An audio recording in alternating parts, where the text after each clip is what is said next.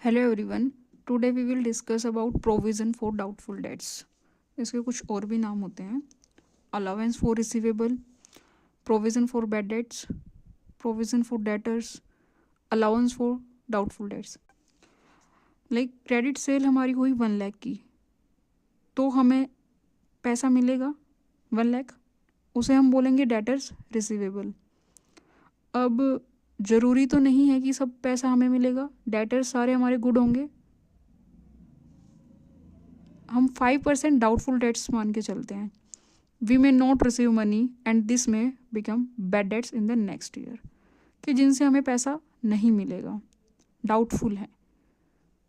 अब हम इसके लिए एंटिसिपेटेड लॉस बना के चलते हैं, एक ऐसा प्रोविज़न क्रिएट करके चलते हैं जो उसको कवर करेगा लॉस को।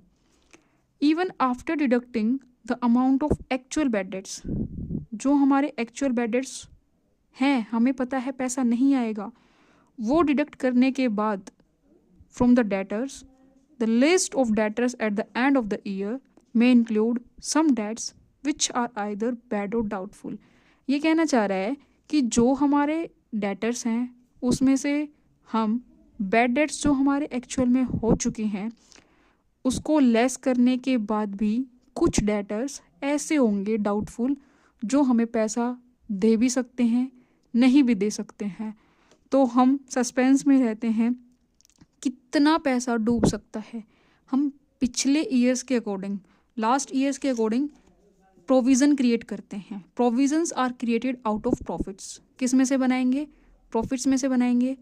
अब अगर हम प्रोविज़न इंक्रीज़ कर रहे हैं, प्रोविज़न ज़्यादा बना रहे हैं, प्रोविज़न बढ़ रहा है, तो हमारा प्रॉफिट डिक्रीज़ होगा। कंफ्यूज नहीं होना, अगर हम कोई पैसा निकाल के रख रहे हैं साइड में लॉस के लिए, तो हमारा प्रॉफिट तो डिक्रीज़ होगा।